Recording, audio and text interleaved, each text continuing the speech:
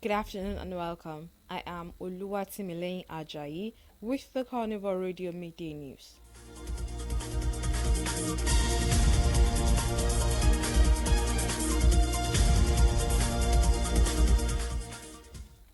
Former President Dr. Goodluck Jonathan has charged the Independent National Electoral Commission (INEC) and the Nigeria judiciary to end the avalanche of post-elections litigations in Nigeria. Jonathan gave the charge in Delta State while inaugurating the multi-million naira State High Court edifice, equipped with modern facilities and 24 hours power supply. The project was completed by the Governor Sheriff Oborewori's government. The former president also flagged up the presentation of 20 Toyota Prado Sport utility vehicles, SUVs, to judges in the state. He said that the project was the third he had inaugurated in the state and had lauded Oborewori for continuing and completing his predecessors' initiated projects and programs.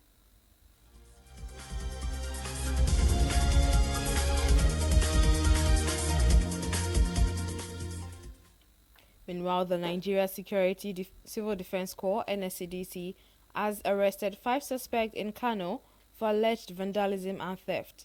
The commandant of the corps in Kano State, Muhammad Lawal Falala, said this in a statement issued in Kano. He said the suspects were apprehended by the anti-vandalism unit of the corps during midnight patrols. Two suspects, Adnan Umar, 826, Musa Shuaib, 24, were caught vandalizing street light armored cables on IBB Way, Fage/Kofa, Wambai New Market.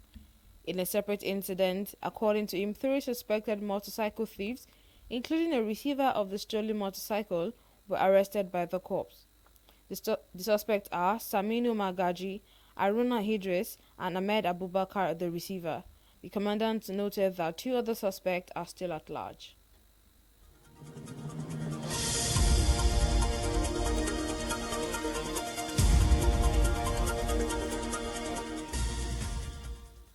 No fewer than 5 shops were gutted by fire at a timber market in Kenyatta Street, Uwani in Enugu.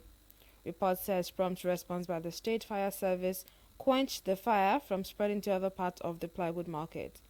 An eyewitness, identified himself as Joe, told newsmen that he noticed the fire immediately after the suspension of the nationwide industrial strike by the labor unions in the country. According to him, some neighbors in the area rushed to the market, and within a few minutes the fire service arrived and quenched the fire.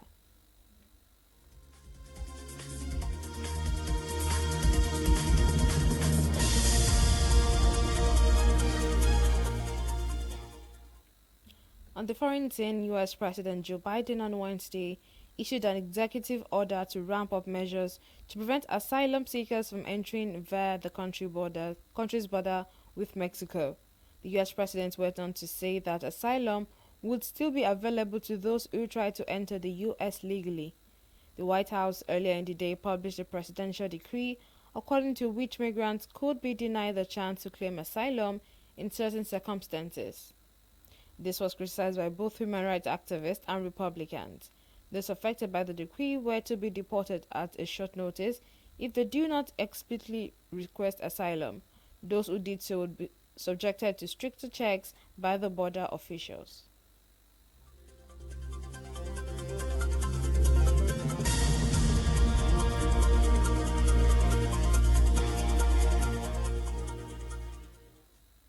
Now talking sports, Real Madrid attacker Kylian Mbappe has said things and people made me unhappy at Paris Saint-Germain before he signed a 5-year deal with the Spanish club.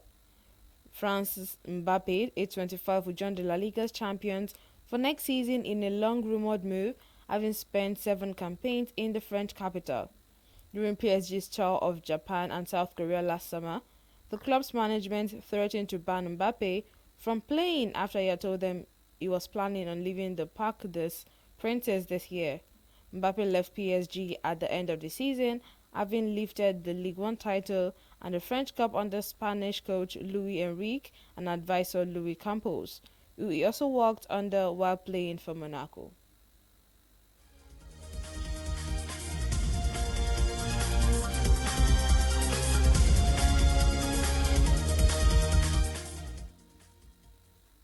And that ends the media news on Carnival Radio. Thank you very much for joining us.